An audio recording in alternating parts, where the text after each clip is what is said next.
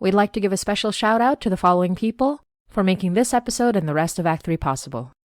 Louis, Malaya, Reg, Daniel Athern, Osterkim, Vanna, Finch, Dr. Dan Venning, Sleepless Berry, Court, Rogue Canoe, John and Muna, Sadie, Zay the Great, Elliot Kane, and Trident. Thank you for your support. Maraming salamat.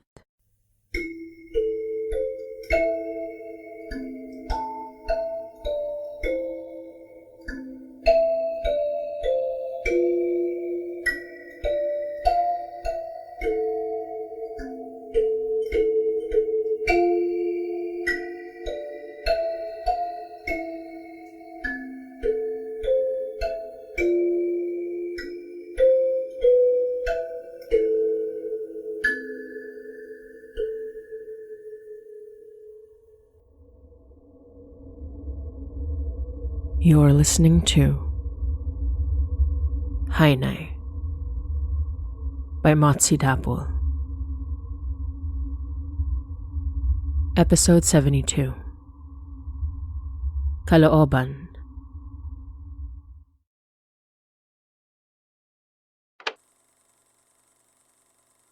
Noon, dati,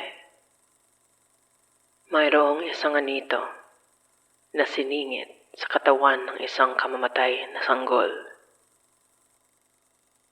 Ang kaniyang nanay ay nagluksa, Nanay Morn, at nagmakaawa sa kaniyang mga diwata. Begged and implored her diwata. Ngunit, siya'y tinanggihan. But they refused her. Ang kaniyang asawa, isang misyonaryong Katoliko, ay siyang nalula rin ng dalamhating di matingkala. Sa makatwid, siya'y nagmakaawa, nanalangin, hindi sa Diyos makapangyarihan ng kanyang relihiyong Katoliko, kundi sa anito ng kanyang angkan. Ang anito ng mga Tagalog ay, sa tingin niyo ba, sila'y nabigla sa dalangin ng Katoliko? O inaantay lang ba nila ang pag-uwi ng kanilang mga alagad? Nakinig kasi sila sa asawa, sa tatay. Pinagkabuhay nila ang sanggol. They resurrected that infant. Pero di raw siya tatagal But they said kung walang she kumakapit wouldn't last very long sa kanyang kaluluwa. if nothing was holding on to her soul. Kaya, siningit nila ang isang munting anito sa katawan ng marilag na sanggol. At siya'y nabuhay. Ngunit, alam kaya nila kung anong mangyari sa munting anito? Did they know what would happen? Nakakapit siya Did they know sa ilang kaluluwa that it would hold on to other souls? ng kanyang kapangyarihan That its power would grow ay lalago, tugma sa balantay, with its proximity sa pagkamatay? to every death? Napansin ng nanay, Nanay noticed, kaya nga siya so she was afraid. kinabahan. Kaya siya naging mahigpit. That's why she was so strict. Masunurin naman ang marilag niyang anak. Pero masyadong mahabagin ang nanay, masyadong matulungin. Natuto rin sa nanay ang masunurin na anak. Kaya, noong nangangailangan ang kanyang taong bayan, di na nakayanan ng dalagang marilag na di makialam. Pero sa totoo lang, But in truth, maraming kasawian many misfortunes na kalalabasan will come out of a woman Kung ang babaeng may galit who is full of rage, ay may kapangyarihan with the power ng anito.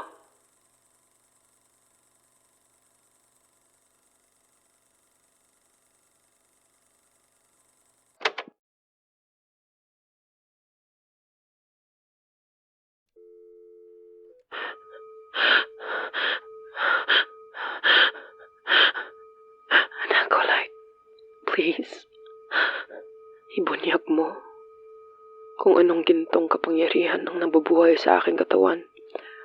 Ibunyag mo. Ibunyag mo. Why won't you show me? Please. They don't want you to know, because knowing will only make it worse. I need to know. Please. I need to protect them. I need to stop. I need... Please. They won't tell you, but you already know, because I already know. Because even if we can never exist in the same place, those boundaries were broken long ago. So listen to my voice that you cannot hear. Listen. You don't know what I know, but you can if you listen. Because that power is yours to command, and always has been. That power that you feed with a death you try to prevent. The gates have been blown open. There's no stopping this now. All I can do is trust that you'll survive this.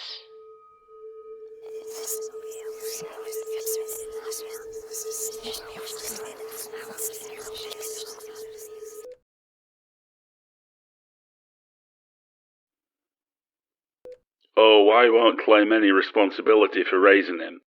That's Jesslyn's work, his nan. But I helped where I could. I didn't save him from that fire, no. I just found him saved. Didn't know who saved him not till recently, but I always knew it was a miracle that he'd survived at all.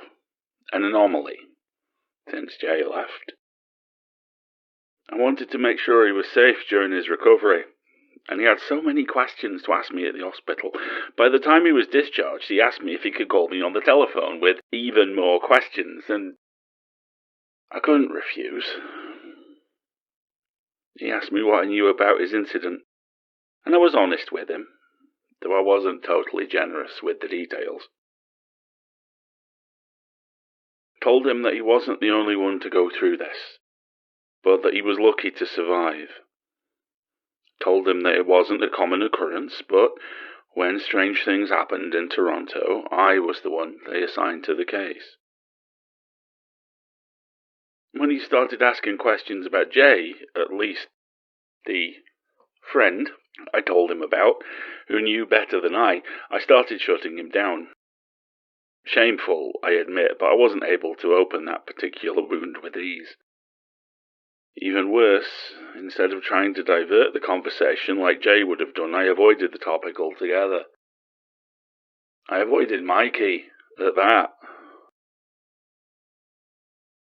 And then he started to come to the police station, asking for me every day after school. Wouldn't see him then either, though I could feel Nancy's eyes burning a hole in my skull every time I passed by. Nancy, the receptionist, she might still be working there, I'm not sure. Don't age, that woman. Anyway, it came to an end when I arrived home one night, and I found him sitting in front of my apartment door, barely awake. I had to let him in. I had to. The guilt would have killed me on the spot. I answered his questions. I taught him what I knew. I taught him about the department, how I recorded my supernatural findings, and what little I knew from Jay. When Mikey was 16, he told me he wanted to do what I did.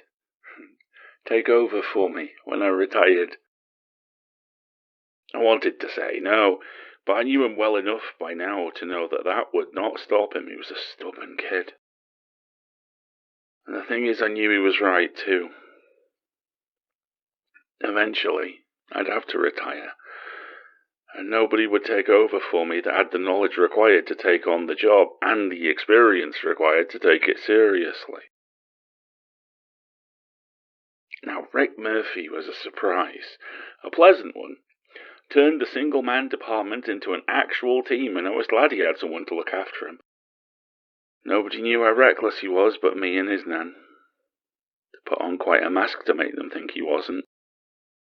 He always seemed so serious to the rest of the precinct, so careful, so avoidant of danger.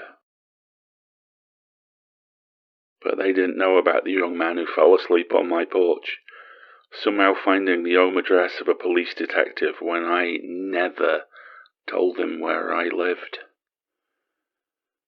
They didn't know about the young man who asked questions like his life depended on it, who told me about his findings and his attempts to research old cases. They didn't know about the man who used police records to hunt information about his own case, who spent over 20 years of his life searching for answers, who became a detective in spite of everything that came before, just so he could get closer to those answers.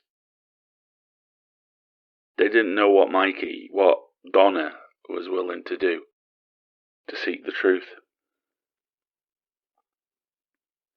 I know this is cruel, but in the years he spent trying to find answers that were just out of reach, I have to be honest with you, I felt relieved.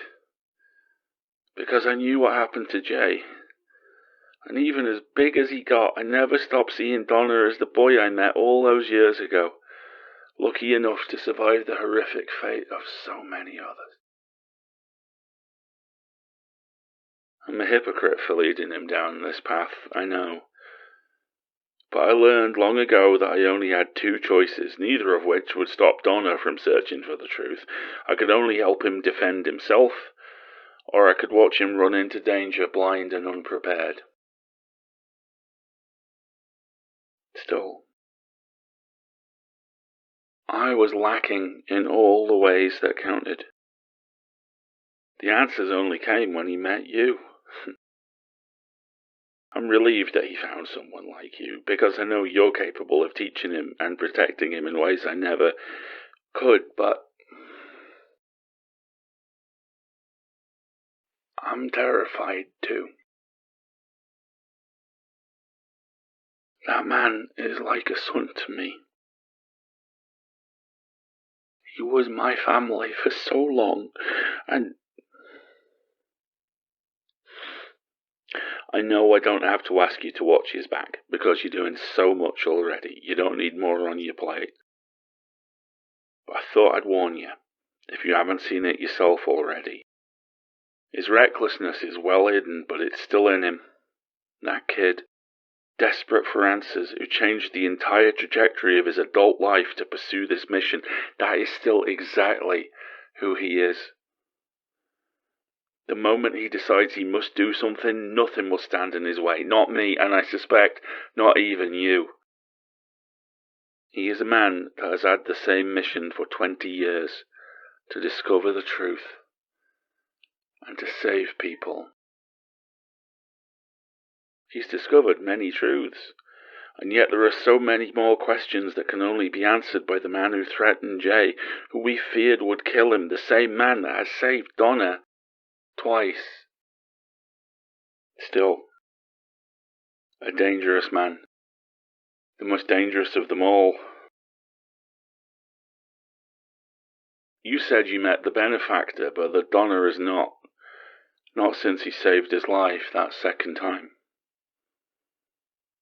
The benefactor is the one Donna has been searching for all these years. The one who saved him. The one who has the answers to the questions he has been carrying nearly all his life. I worry what will happen once they finally meet, finally speak to each other, because I don't believe that will put an end to his lifelong mission. It may change things, of course, but I don't know how it will. I don't know what he'll decide, meeting the man who saved his life. And I still don't know why he saved him. Maybe I'm just being uncharitable, but the idea that he was good all this time, trying to prevent more catastrophe, beggars belief. There's more to it than that, I'm sure of it. Nothing good could come out of a man who was so protective of his secrets that he would drive someone away by threatening his loved ones.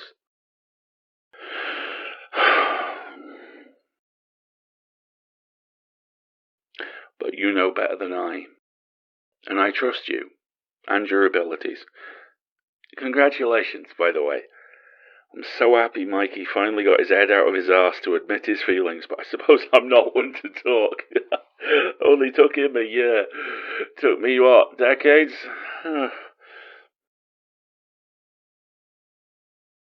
One more thing.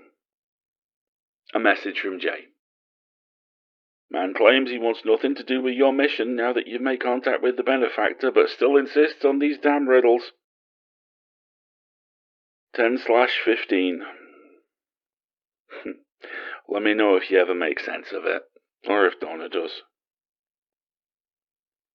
Take care. Both of you.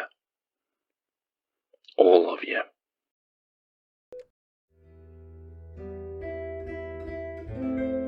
You're listening to Hainay by Motsi Dapul.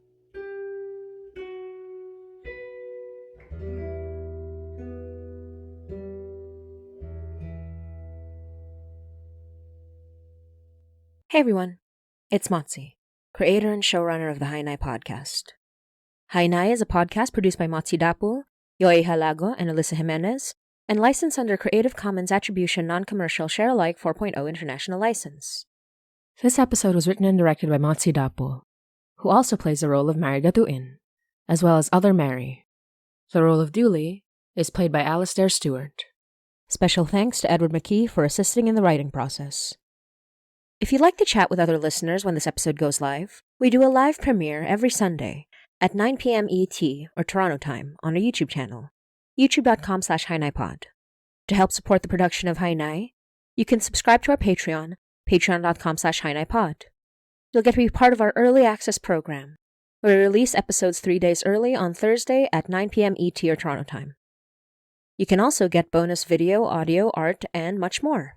Speaking of Patreon, we'd love to give a special shout out to the following patrons for all their amazing support: Nikki Green, Sai B.A., Emily C., Lauren Morton, Prinks Variety, Dee Chanak, Johnny Demented, Chandra, Aj W., Tony Baloney, Nay, Boyo, Phoenix Luna, Kate Jordan, Tiana Harvey, Dracukard, Sabine, Ben, DC Squirrel, Jess Snow, Talon, Nonette Dapul, Tanisha Wesley, Mika, Matthew Upton, Anna, Sooks, Becca Terrier, Amelia Brownstein, Diana Cause, Melissa, Emma H., Faye Fungi, Pablo Neurotic, Astra Kim, Evie Smith, Megan, Jessie Goodsell, Malaya Light, and Victoria Goodwin.